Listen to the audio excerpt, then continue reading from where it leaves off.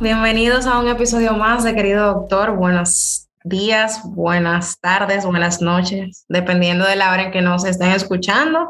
Estamos muy agradecidos porque tenemos una nueva invitada que está haciendo una labor muy chula, muy interesante en redes sociales, informando sobre temas que muchas veces creemos que están claros, pero resulta que no están muy claros.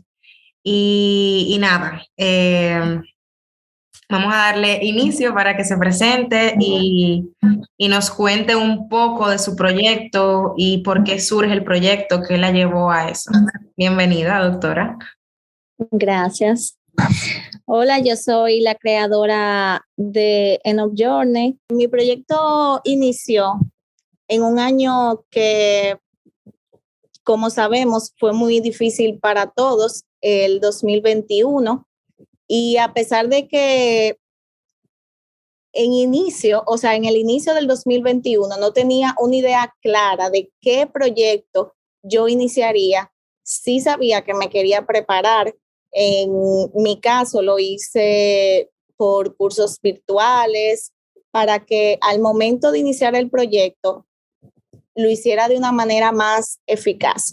Entonces, cuando inicié el proyecto y ya con mi idea totalmente formada, tuve esta idea porque, al igual que yo, sabía que había muchas personas que querían tener una idea clara de qué o cuáles eran los pasos a seguir al terminar una carrera o incluso antes de terminar la carrera de medicina.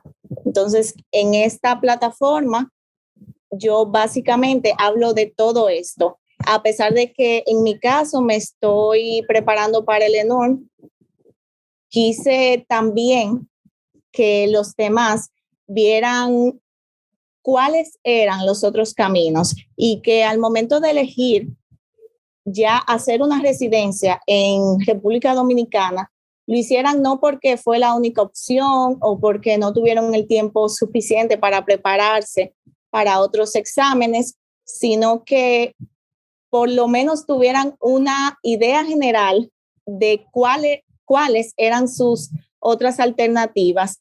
Y si lo decidían al final, o sea, si decidían al final como quiera quedarse en República Dominicana, fuera porque realmente esa era la mejor opción o su mejor opción. Súper. Y una pregunta, ¿el proyecto inicia para tú documentar tu recorrido durante la preparación del examen que se toma para optar por una residencia en República Dominicana y te das cuenta de la desinformación que hay y entonces decides, aparte de documentar tu recorrido, informar o desde un inicio ya tú tenías como toda la idea clara al respecto? Desde el inicio sí tenía una idea general de qué era lo que quería plasmar. Quería hablar del ENORM porque era el examen o es el examen para el que me estoy preparando, pero aún así también aportar informaciones generales al recién egresado o al que está en camino a graduarse de medicina. Pero ya mucho contenido del que yo hablo, más bien surge como necesidades que me plasmaban las personas vía DM o en los comentarios, y eso fue formando mi plataforma en sí. O sea, no solo lo que yo quería, sino qué querían las personas, cuáles eran las inquietudes, las dudas más importantes, y obviamente que no se saliera del contexto de la página, que siguiera siendo el camino a un examen de residencias, que en mi caso es al examen de residencias médicas de la República Dominicana. ¿Crees? O sea, tú tocas un tema que yo misma también al salir de la universidad me doy cuenta y es, salimos muy perdidos, o sea, salimos muy desinformados. Y a veces yo me preguntaba como que, oye, ¿de quién es la culpa? O de nosotros como estudiantes que no nos estamos informando, la información sí está ahí fuera, pero no la estamos buscando. O resulta que a sinceridad se supone que necesitamos un poco más de orientación al salir de la universidad, porque o sea, yo creo que, no sé qué año tú eres de graduada, pero creo que nos llevamos unos cuantos años de diferencia y sé que si uno todavía pregunta a los que se están graduando ahora, como que las interrogantes siguen y la desinformación sigue. Y yo me pregunto eso, o sea, ¿por qué salimos tan perdidos? O sea, yo digo, mi pregunta siempre fue, ¿dónde estamos fallando? ¿Estamos fallando nosotros como estudiantes o recién graduados? ¿O quizá hay algo que se debe hacer y no se está haciendo? ¿Qué piensas tú sobre eso? Yo considero que es una combinación del no sé realmente qué tengo que preguntar, o sea, quién me tengo que dirigir para saber esa información, pero en algunas ocasiones tampoco hay tantas personas que están dispuestas a dar la información. En mi caso, por lo menos, yo sí me encontré con muchos mentores que no tenían, o sea, siempre tenían tiempo para mí y para contestar todas mis preguntas, pero al mismo tiempo yo nunca tuve como que la vergüenza de acercarme a ellos, a pesar de que, por ejemplo, no eran, bueno, mis mejores amigos, por decirlo así. Y yo siento que muchas veces tenemos miedo a acercarnos a quienes están un poco más adelante que nosotros, por eso mismo, porque quizás pensamos que no nos van a contestar esas preguntas, Sí. o sea, esas cuestiones que siempre tenemos. Sí, Pero, ¿eh? sí, exacto, las dudas que se nos presentan y nada, es como, o sea, yo hablaba de eso, de uno va muy claro en la universidad porque realmente hay un camino trazado, o sea, tenemos un pensum y uno sabe que ese es el pensum que hay que seguir. Que quizá en algunas universidades tú rejuegas con tu pensum, eliges qué materia dar, a veces ni eso se puede porque es que tú tienes que hacerlo sí o sí, pero resulta que nos graduamos y entonces nos quedamos como, y entonces, ¿cuál es el pensum de ahora? Pero no hay un pensum como tal, porque es como una combinación de arma tu propio camino, busca información, pero quizá yo pienso como que quizá pasa es dónde busco esa información, quién me la da o a quién se lo pregunto o dónde se supone que oficialmente debería informarme. No todo el mundo está tan dispuesto a darle información y yo siento que ese es el principal problema. Muchas personas me han escrito porque me dicen, bueno, en mi universidad yo no tengo la confianza de preguntarle a un egresado y si lo hago, no me lo va a contestar. Y quizás es por la creencia de que aunque esa persona esté por debajo de ti, sigue siendo una competencia cuando realmente hay espacio para todos. O sea, aunque sea una especialidad donde no hay tantas plazas, por ejemplo, otorrino, dermatología, es un país que, aunque no sea el país más grande, sí aparecen, o sea, van a aparecer los empleos para esa cantidad de egresados de esa especialidad. Pero quizás yo lo pienso así y otras personas no. O en el caso de una persona que yo vi que intentó hacer el examen en Estados Unidos, no lo logró y ya por eso le plasmaba en la mente a sus estudiantes que no lo iban a lograr, que eso es prácticamente imposible, sabiendo que sí, que la oportunidad estaba, o sea, había una oportunidad de lograr entrar a esa residencia, pero como no lo hizo, no quería que básicamente nadie más lo hiciera. Sí, no, wow. No, claro, eso es como proyectando sus fallos, sus miedos, sus inseguridades.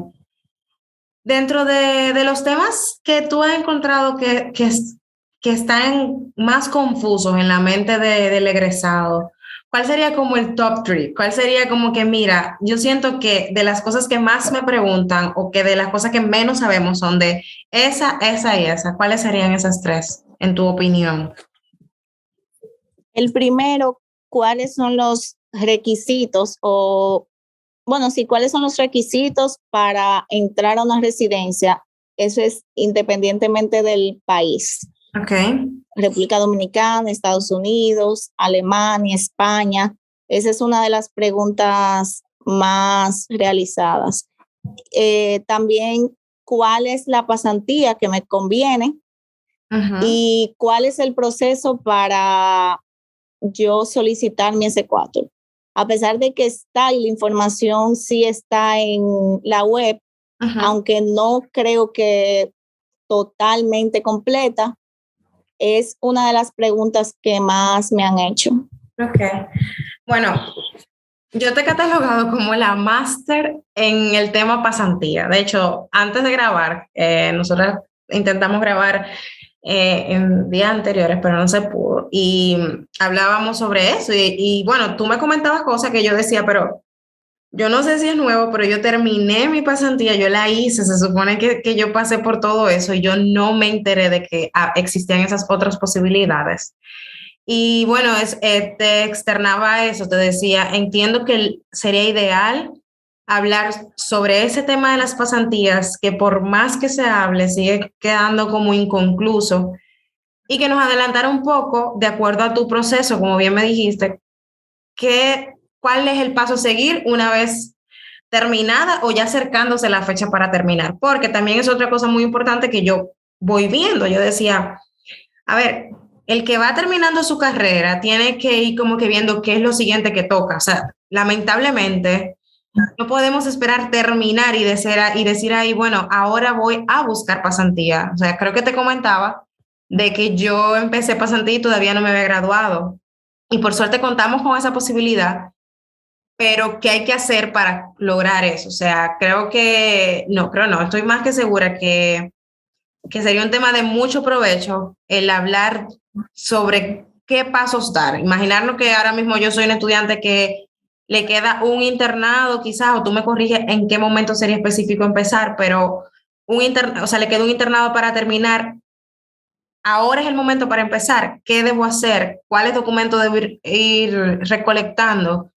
¿Cómo decido una pasantía y otra? Bueno, todas esas cosas las vamos a hablar en este episodio. Bueno, yo por lo menos elegí una pasantía, o sea, yo estaba clara de que eso era lo que yo quería antes de iniciar el internado. Y lo hablaba mucho con una amiga mía porque ella también tenía la misma idea. Y ya antes de iniciar el internado sabíamos, yo quiero una pasantía con el SNS, quiero ir a una policlínica, quiero trabajar en una policlínica. Pero no significa que si ya una persona está terminando la carrera, todavía no puede tomar esa decisión, por decirlo así. Okay. Yo creo que para elegir una pasantía, lo primero que hay que cuestionarse es cuál es el examen de residencias médicas que quiero realizar y si quiero realizar una residencia, obviamente. Okay. Esto es bastante importante porque va a influir en el tiempo que yo le voy a dedicar a mis estudios e incluso en el aprendizaje que yo puedo obtener vía una pasantía, aunque no voy a adquirir todo, o sea, todos mis conocimientos en una pasantía, sí creo que es muy importante tomarlo en cuenta. O sea, tanto cuánto yo puedo estudiar, qué tiempo yo puedo estudiar mientras le estoy realizando, o si incluso puedo adquirir alguna destreza en esta. Nada, entonces yo entiendo que es más que importante, más que propicio hablar sobre este tema que nada, que a pesar de ser un tema conocido, porque sabemos que una vez terminada la carrera es lo que toca, o sí, o sea, a veces uno se pregunta como que hago o no hago pasantías, pero casi siempre es lo que toca, ¿verdad? Y a pesar de que es lo siguiente, como quiera, hay muchas cosas que no nos quedan claras o hay muchas veces que todavía seguimos como un poco perdidos. Y nada, para mí es sumamente importante que podamos como que plasmar en este episodio la información que necesitamos para tomar esa decisión de qué pasantía elegir y cuándo empezar a depositar papeles. Y que de quedarse algo que quedó inconcluso, pues que vayan a tu página y se informen, porque sé que mucha información tienes ahí. Entonces, nada, como que de manera general vamos a recordarnos o al que no, quizás no sea médico, qué es una pasantía y cuál es el objetivo detrás, porque muchas veces, o sea, yo creo que se puede dar dos, o sea, te puedes tener un objetivo personal en cuanto a una pasantía, pero hay un objetivo claro a nivel de salud pública de por qué las pasantías existen en República Dominicana. La pasantía es el año reglamentario que todo egresado de medicina debe realizar para poder ejercer la carrera en República Dominicana. Para saber qué o cómo elegir una pasantía, lo primero es conocer o determinar cuál es el examen de residencias médicas que quiero realizar. Si es el de República Dominicana, el de Estados Unidos, el de España.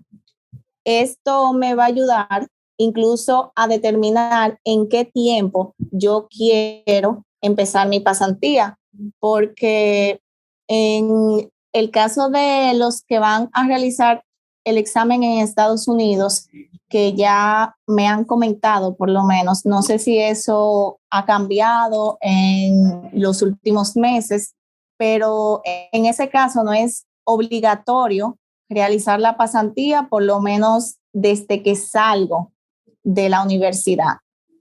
Pero si quiero realizar el ENUN, sí, o sea, sí por lo menos debo empezar a procesar mi incorporación, ya sea en el SNS o en una clínica, en otro centro, porque no solo se realiza en el SNS y en clínicas, pero sí lo ideal sería que que este proceso se inicie desde que termino mi carrera. Entonces, yo por eso pienso que lo fundamental es eso, porque aparte de decirme cuándo es que tengo que iniciar la pasantía, también va a influir mucho en cuál es el tiempo que quiero dedicarle a ese examen. Por ejemplo, en el MIR, según el programa de los cursos de preparación, se necesitan por lo menos 8 horas diarias durante 1 a 2 años. No sería muy factible hacer una pasantía en una app, porque nuestro horario es de 8 a 4 de la tarde y realmente cuando llegamos a la casa, no es como que, bueno, llegué, empecé a estudiar de una vez, no, sino que hay que descansar, tratar de preparar la mente para lo que es el estudio. Entonces, yo por eso considero que si una persona quiere realizar el MIR, una policlínica no es lo más recomendable. Igual, si quieres realizar el examen de Estados Unidos o exámenes que requieren estudiar la misma cantidad de material, por decirlo así. Resumiendo un poquito y como que cerrando una parte, yo no puedo iniciar aplicación para un examen de residencia sin tener el exequatur en República Dominicana. O sea, para yo poder aplicar a una residencia en República Dominicana, tengo que tener el exequatur. No. Al menos tengo que haber terminado mi pasantía. No. La pasantía solamente es para ejercer en el país.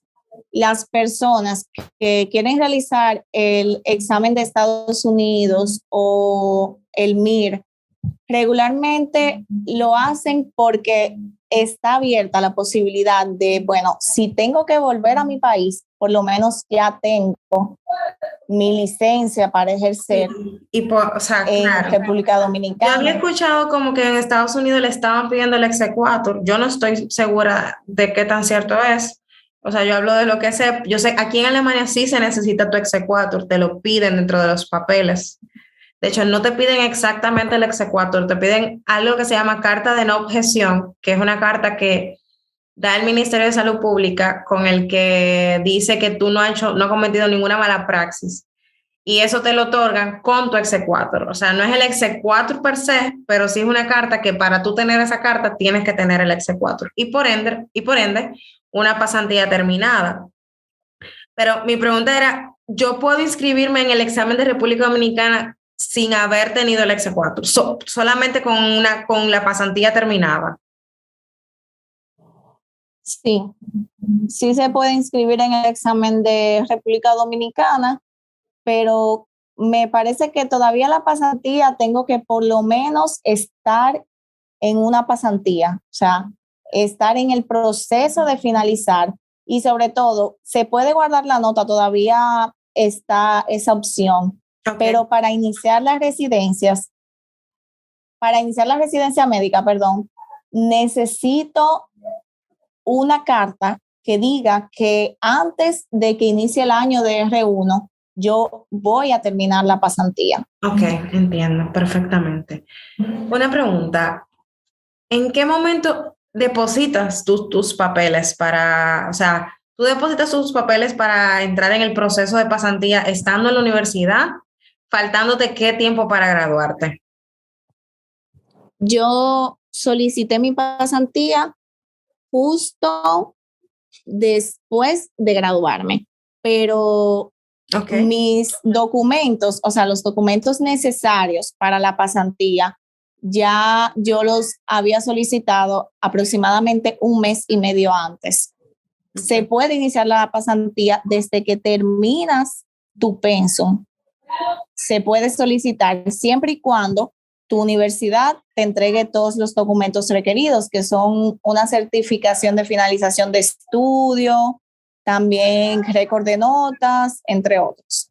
Ok, entonces tú recomiendas que o sea, si yo sé que que termino, no que me gradúo, que termino en mayo, yo pudiera, o sea, tú recomiendas que desde abril uno empiece a solicitar esos papeles.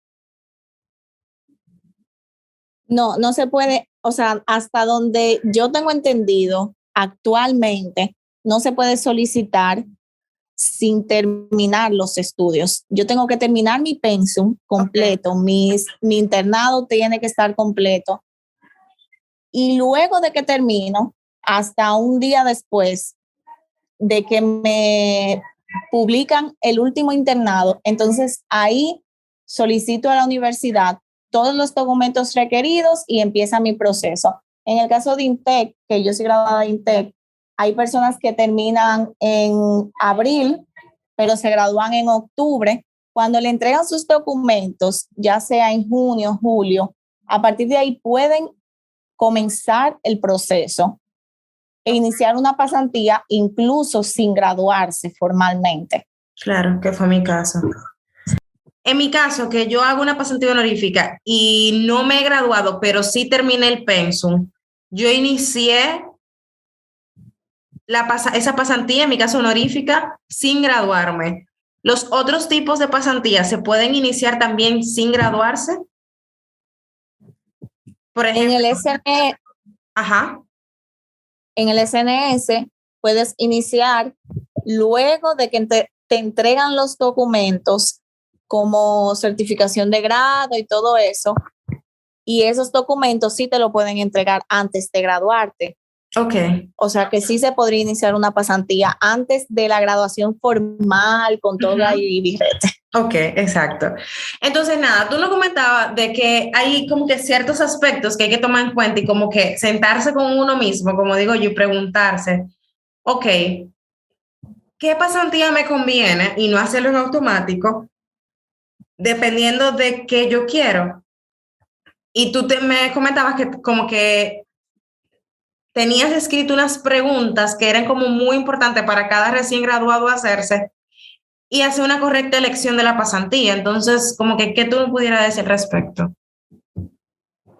Yo creo que para elegir una pasantía, lo primero que hay que tomar en cuenta es qué examen de residencias quiero, si el examen me da tiempo, o sea, si haciendo esa pasantía, por ejemplo, en un UNAP, tengo el tiempo suficiente para estudiar, pero también qué deseo aprender en esa pasantía. O sea, si realmente yo quiero que el ámbito en el que yo me voy a involucrar laboralmente durante un año tiene que ver con lo que yo quiero como residencia. Okay. Yo por lo menos no pensé en hacerlo en un sitio específico, por ejemplo, en un hospital pediátrico, en un hospital ginecológico, porque yo sabía ya que quería hacerla en un UNAP. O sea, quería los beneficios de una UNAP y aquí entra, por ejemplo, la otra pregunta, que es, ¿cuál es el sueldo que yo quiero ganar? Sabiendo que en una clínica o en un centro privado, yo no voy a ganar o no voy a tener un sueldo de más de 25,000 a 30,000 pesos, pero que incluso puede ser totalmente honorífica. Yo quería reunir dinero y ese es uno de los principales beneficios de hacer una pasantía en un UNAP, porque aquí en Valverde nosotros ganamos 43,000 pesos aproximadamente. Hay otros que ganan más y otros que ganan menos, pero la diferencia no pasa de 5,000 pesos. Y es un beneficio que a la larga, si alguien quiere reunir, no sé, para un carro o para sus estudios como una compañera, hay que tomarlo muy en cuenta. También los gastos. Yo vine a Valverde Mao, de donde es mi familia, y aquí los gastos, comparado con Santo Domingo, que aunque tenga también mi familia allá, mi familia, mi madre, mi padre, mis hermanos, mis gastos de Santo Domingo iban a ser mucho mayores que los gastos aquí, tanto de transporte, comida, entre otros. Existen pasantías llamadas honoríficas que tú puedes ganar 25,000 pesos. ¿Y dónde estaban esas pasantías que yo no me enteré?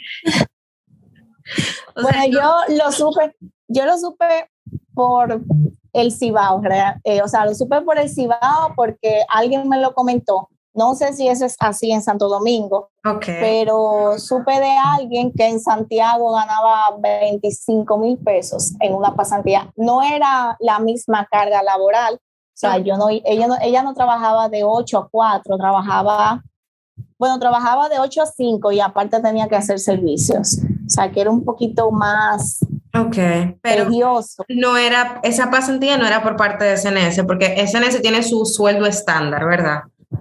Exactamente. Esa pasantía era en una clínica privada, donde ella se comunicó con un doctor que fue quien se la facilitó y ahí ella hizo su pasantía durante un año. Incluso inició prácticamente en la misma semana que terminó los estudios.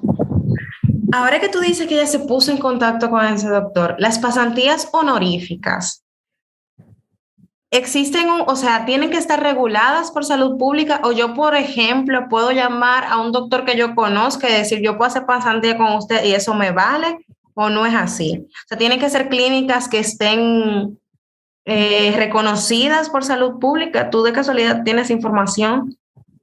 Sí, tienen que ser reconocidas por salud pública.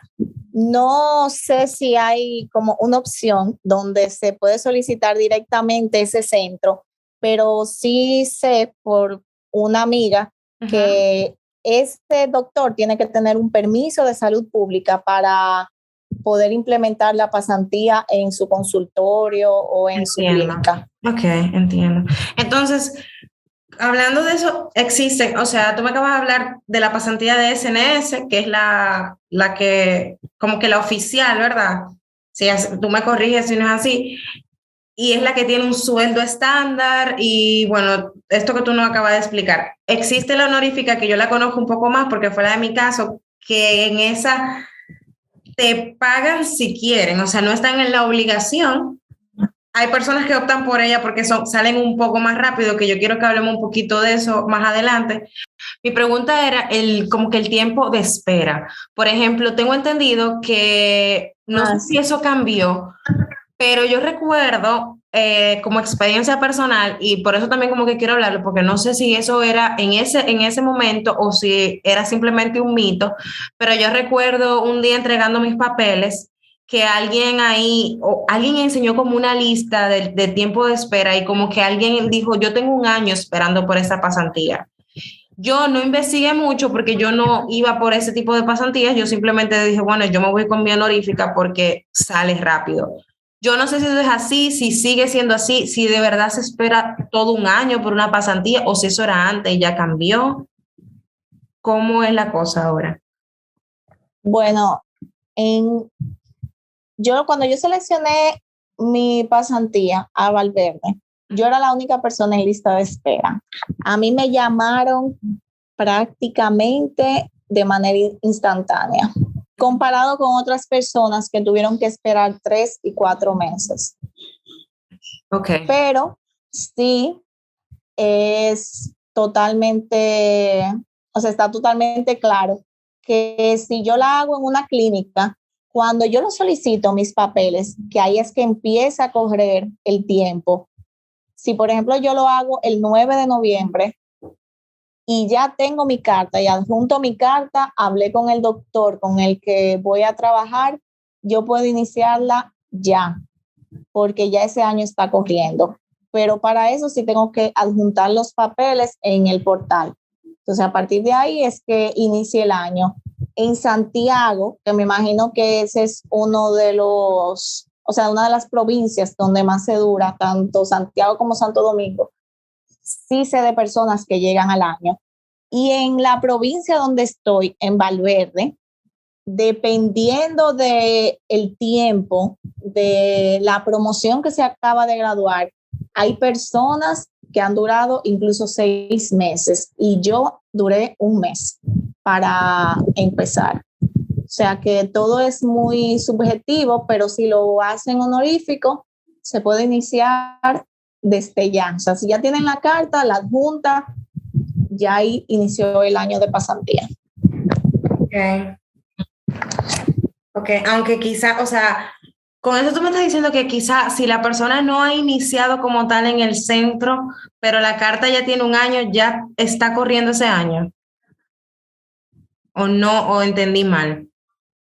Bueno, yo me imagino que sí, porque, o sea, según lo que a mí me dijeron, ya a partir de que adjuntas el documento y ese centro obviamente te aprueba, porque cuando el centro te entrega la carta, creo que es cuando ya estás aprobado, porque la carta dice cómo se le aprueba la pasantía a esa persona y eso es lo que se adjunta.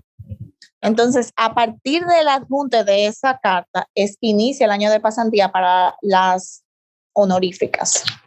Ok, claro, sí.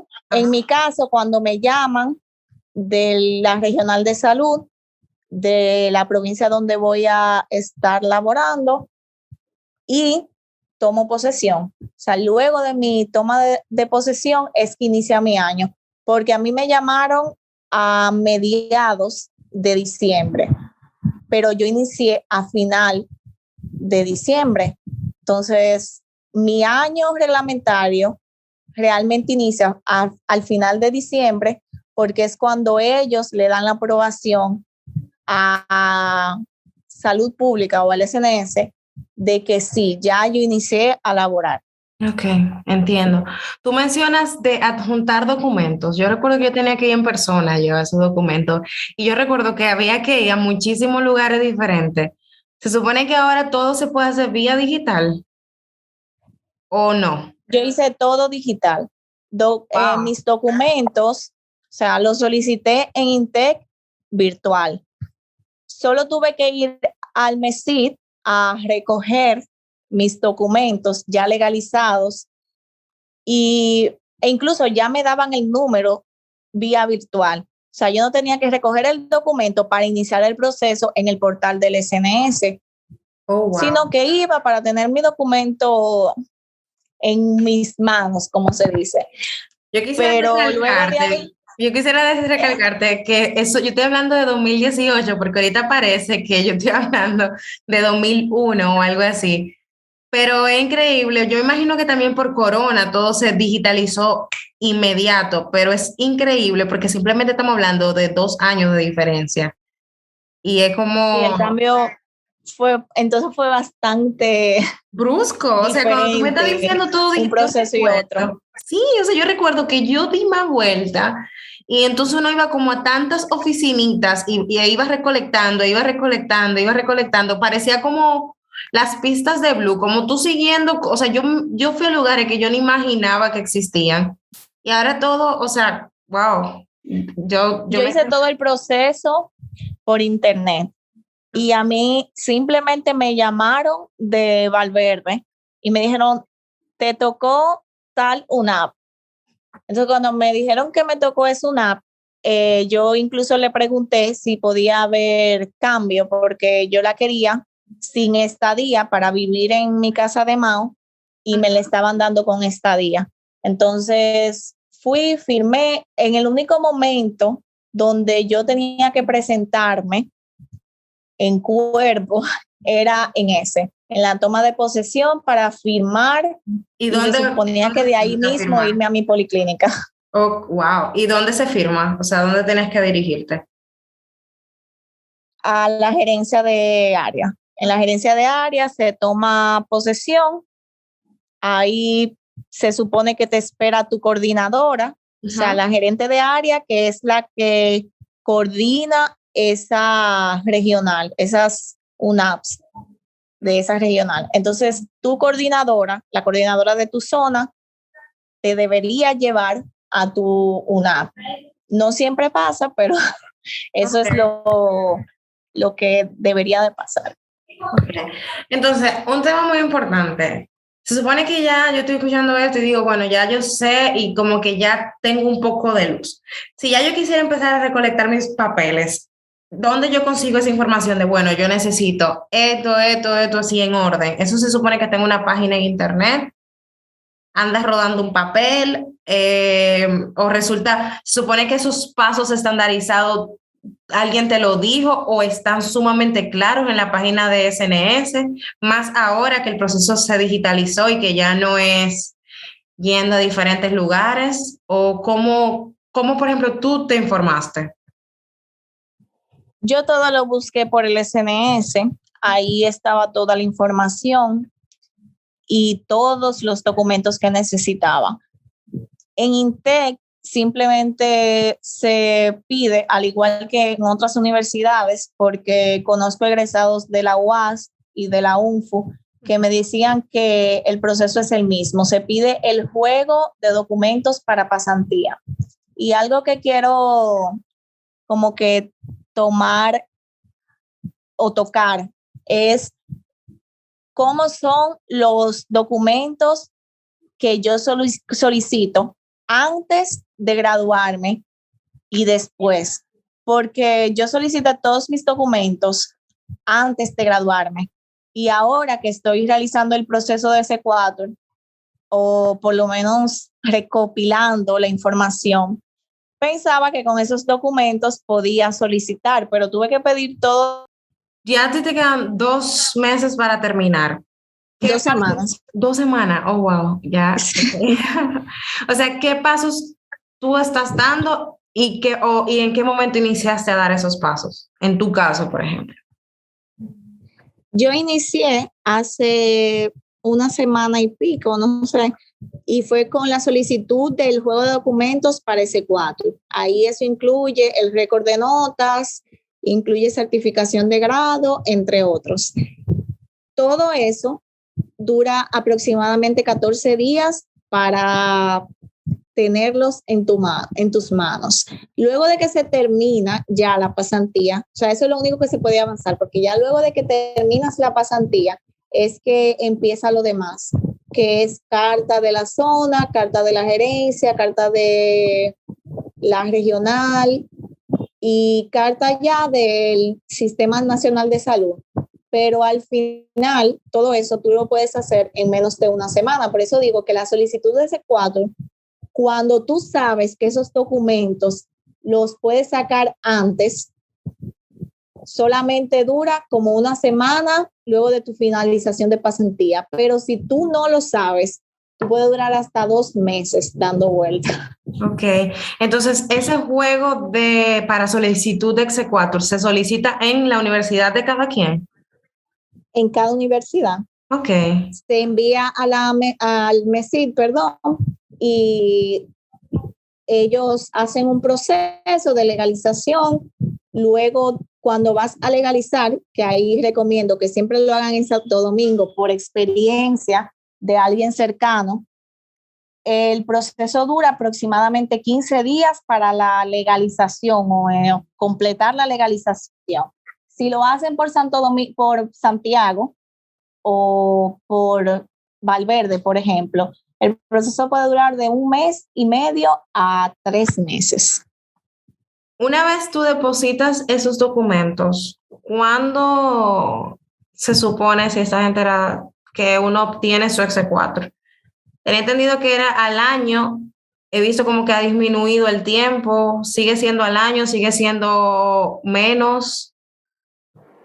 ¿Qué se ha actualizado? Dependiendo de tu solicitud, de cuándo sea tu solicitud, sé o me han dicho de personas que lo han logrado en 2 meses e incluso menos. Pero hay otras personas que pueden durar 1 año, para recibir su S4. Creo que también depende mucho la parte de lo que te había dicho con relación a la solicitud de documentos. Y es que muchas de esas personas que le dure el año completo incluyen ese tiempo de espera de la solicitud de documentos. En cuánto me duró para salir, cuánto duró mi decreto para salir. Okay. Y por eso hay personas que le dura 1 año. Ahora, actualmente, ¿verdad? No dura tanto.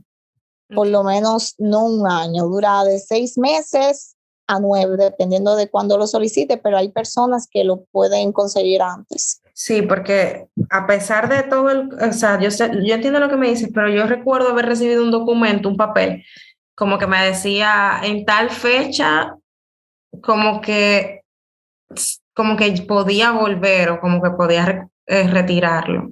Y más o menos fue así, fue como, yo no pregunté antes, quizás salió en 9 meses, yo realmente esperé al año, pero sí, probablemente ahorita había salido antes y nada. Hay 2 fechas en las que salen decretos. Una es febrero 27, no recuerdo muy bien el número, y la otra es en agosto. Dependiendo de cuándo sales de la pasantía, por ejemplo, si tú sales en noviembre y solicitas de una vez, son 3 meses, te puede salir en febrero. Pero asimismo puede que ya te salga en agosto. Todo depende mucho de cómo se hace ese proceso cómo es ese proceso de decreto. Ok.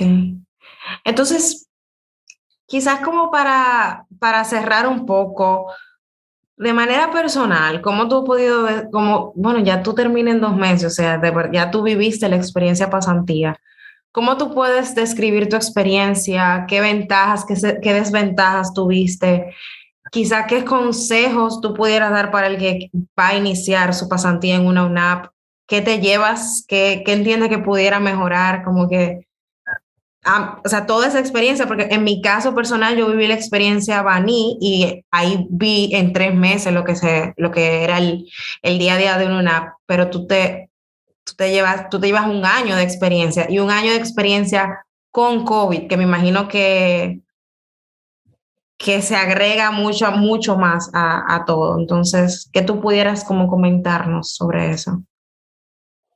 Bueno, yo viví como que todas las etapas de la pandemia, por decirlo así, porque, hubo una parte que no, que fue donde el personal se dividía solamente, por ejemplo, si había 2 médicos, uno iba lunes y martes y los otros miércoles, jueves y viernes y luego intercambiaban. Yo esa etapa no la viví, pero sí viví desde enero, donde empezamos trabajando de 8 a 2 de la tarde más o menos, hasta que inició nuevamente el horario regular.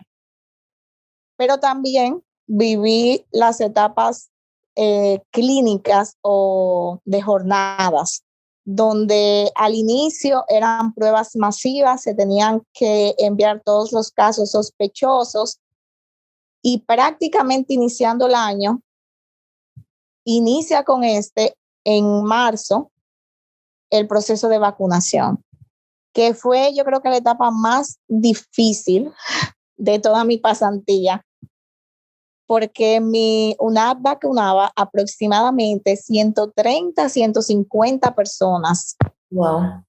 al día. Uh-huh. Wow. Donde obviamente había muchas personas que se querían tomar la presión, había muchas personas que querían hacer una consulta y teníamos que lidiar con, estoy vacunando por un lado, pero se tiene que quedar una doctora consultando porque hay que tomar la presión como quiera, no se le puede negar a nadie. Entonces eso fue un poquito difícil. Y ya, entonces fue bajando poco a poco esa cantidad de pacientes así, pero seguían viniendo muchos pacientes. Y ahora, o sea, ahora que yo puedo decir, bueno, ok, nosotros no vemos tantos pacientes. Okay. Eso es en cuanto al COVID. En cuanto a la UNAP en sí, yo sí creo que es una experiencia muy bonita, donde obviamente yo siempre como que destaco la diferencia en cuanto a las pasantías en los centros privados, por lo menos en los que yo conozco, porque aquí tú tienes que empoderarte con el paciente. O sea, no es yo voy a ver al médico, a ver cómo el médico lo hace y ayudarle a hacer una receta, no. O sea, aquí tú eres el médico, tú tienes que tomar la decisión de qué es lo que yo le tengo que dar. Por ejemplo, aquí nosotros hacemos un programa, el programa de la OPS, HERTS, donde nosotros tenemos que empezar un tratamiento a los pacientes hipertensos captados. O sea, el paciente no va directamente a un médico internista, tú tienes que iniciar el tratamiento. Okay. Y todo eso es algo que te permite crecer como médico, al igual que la parte que es una de las que más destaca, como muchas personas hacen la pasantía en clínicas privadas, porque dicen, bueno, aquí yo voy a conocer más doctores de mi área y todo eso, aunque no sea igual, aquí sí yo tuve la oportunidad de socializar con muchos doctores de distintas áreas, sobre todo expasantes, que me fueron aconsejando en cuanto al proceso de cuál es la residencia que más, o sea, que más difícil se le hace a las personas entrar, todo eso. Uh-huh. Fue como, obviamente yo preguntando, le vivía preguntando, no tenía vergüenza, si llegaba hoy uno, le preguntaba, tú pasaste por aquí, tú eres, no sé, pediatra, por ejemplo. Yo llegué a conocer pediatras, dermatólogos y oftalmólogos egresados de aquí, de esta misma UNAP. Okay. Y sí, me ayudaron mucho con todo eso, diciéndome, mira, yo estudié más de esto, estudié menos de esto. Entonces, como quiera, esa parte está. Pero también hay muchas partes negativas de la UNAP. Sí, y yo creo que la que más destaco es que tú tienes que estar encima del paciente y que el sistema quiere que si hay un paciente hipertenso, tú vayas a su casa a ver si de verdad se está tomándolo como, pero es una persona mayor, una persona adulta, con hijos, ¿cómo es que no se puede ver una pastilla? No, pero si es por el sistema, tú tienes que estar en todas las casas. Las famosas visitas domiciliarias. Exactamente.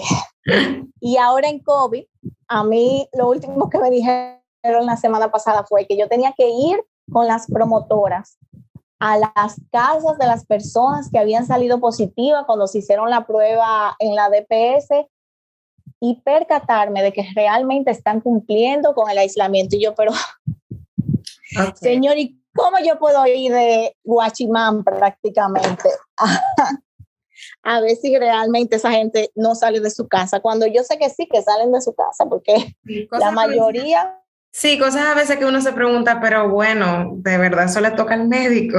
O sea, entonces nada, yo entiendo que de quedarse alguna información, pues las personas pueden ir a tu página a investigar y también podemos compartir los links donde tú te informaste y que la gente vaya viendo Claro.